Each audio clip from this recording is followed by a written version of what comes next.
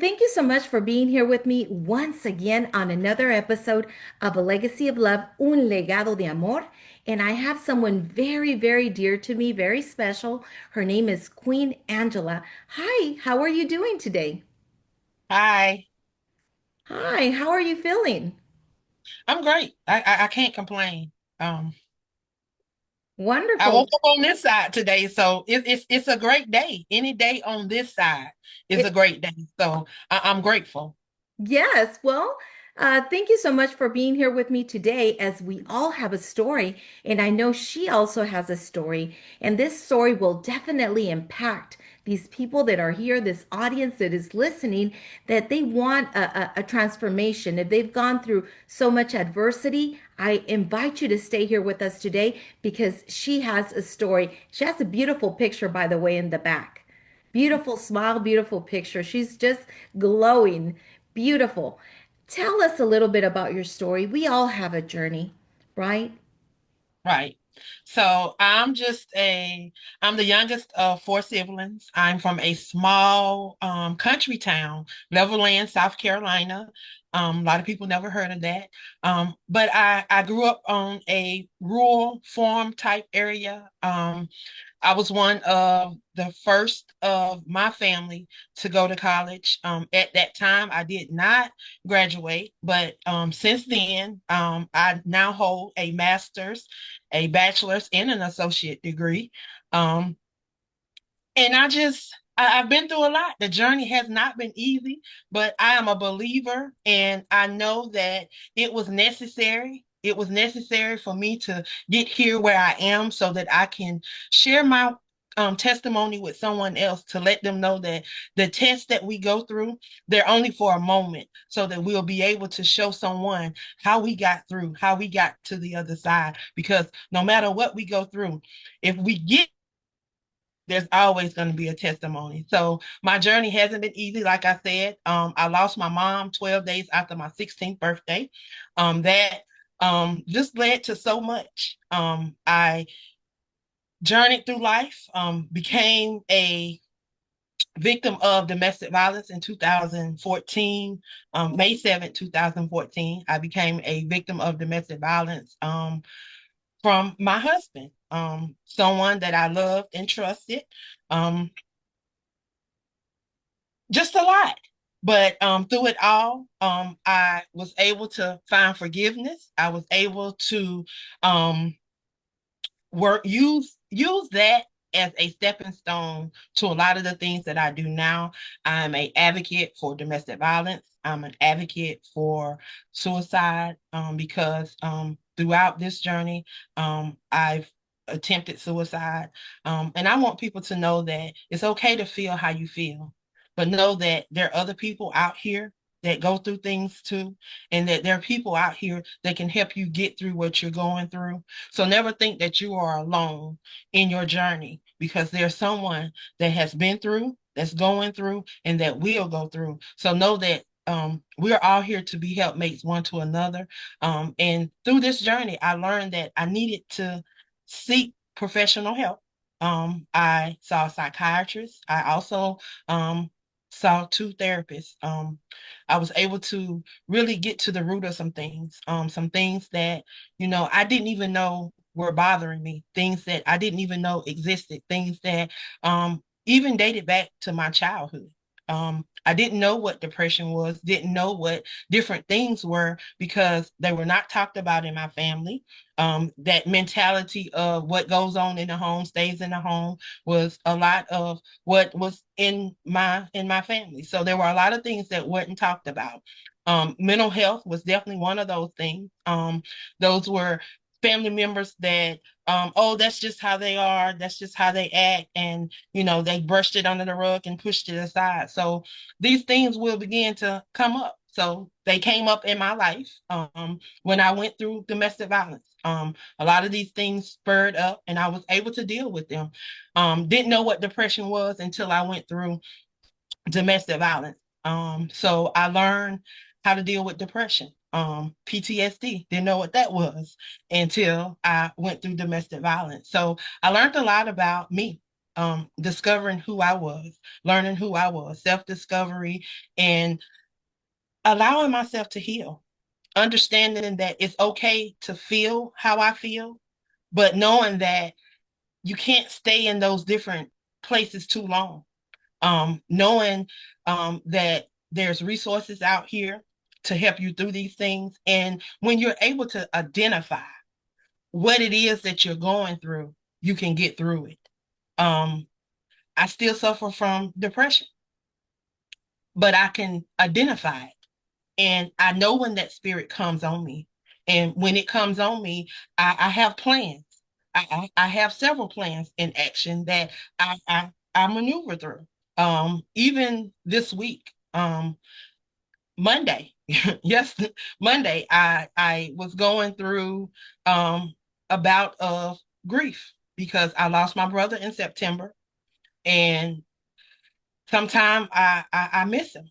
And when I began to miss him, I start missing a lot of the other family members that have gone on because I lost my mother, I lost my father, I lost my brothers, and it's just now me and my sister. So I've pretty much, you know, watched my family pass away and go on to complete their next journey.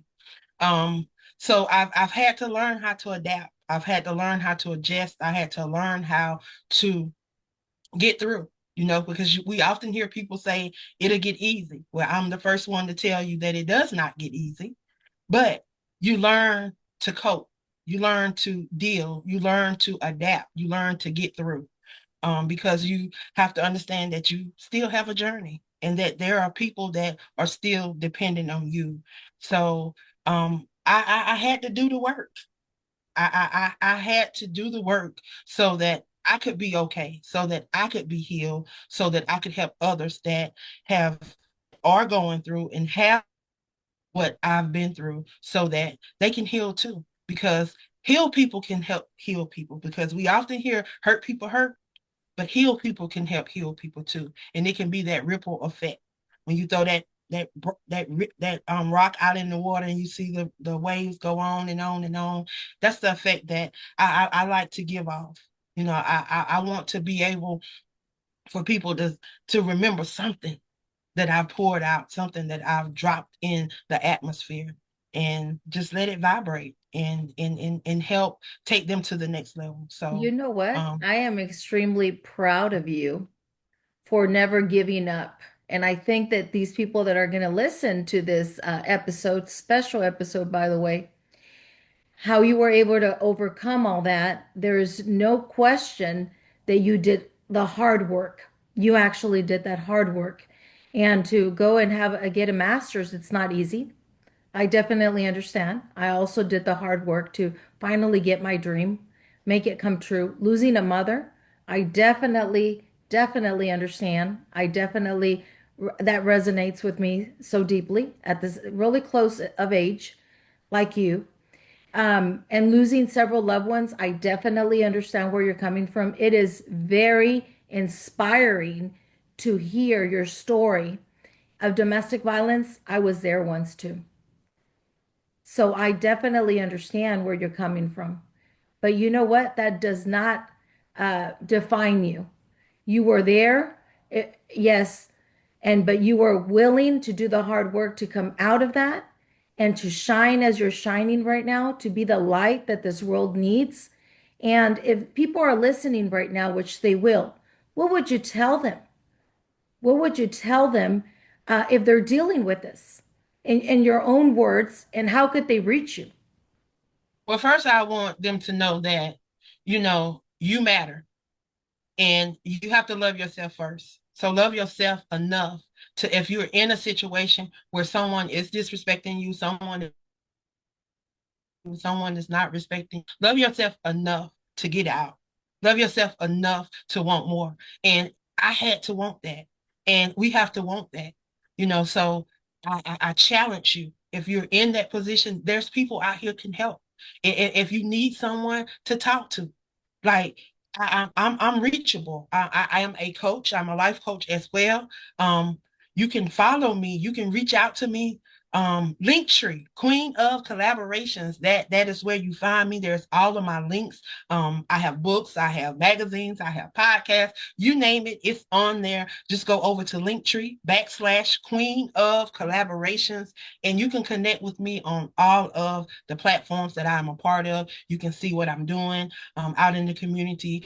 You can come out and support some of the things that we do. We're getting ready to do a book tour. We're headed to Chicago, June 14th. We're going to be in Chicago. Then we're headed to Spartanburg, South Carolina, then New York. Then we're headed back to Charleston, South Carolina. Then we'll be headed out to California. And then we're going to end in December in San Antonio, Texas. So, opportunity to connect with me and meet some amazing authors and community leaders, because we love to connect with community leaders, those that have a voice, and those that sometimes think that they don't have a voice. We like to give them a platform so that their voice can be heard. So check me out.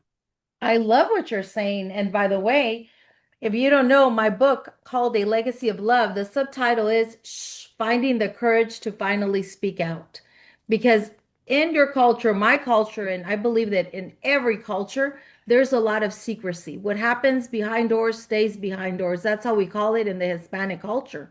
And I know it goes Mhm. beyond the Hispanic culture. It goes all abroad cultures of always keeping that secrecy. But if you stay stuck in that secrecy, then you will be enslaved, and you deserve for your voice to be heard, and you deserve to be set free. Do you agree with me? I do. I do. Because that's the word. You know, we're not supposed to. The word says a man that finds a wife finds a good thing. And if we are a good thing, then you're not supposed to abuse us. You're supposed to honor us. You're supposed to protect us. You're supposed to love on us. And that's even with parents. We are a gift. Children are a gift. That's what the word says. Children are a gift. So you're supposed to treat your children just as they are a gift. And there you have charge over them until they turn 13, and then they're in charge of themselves. So until they're 13, on them, you're supposed to instill in them, and you're supposed to pour into them so that they can go out. Because Proverbs said, if you teach a child when they go out, they're gonna do what you taught them. And even if they sway away, they're gonna remember those things that you taught them. Because I'm telling you, I ain't always been on the straight and narrow, but yet I'm back where I know God want me to be.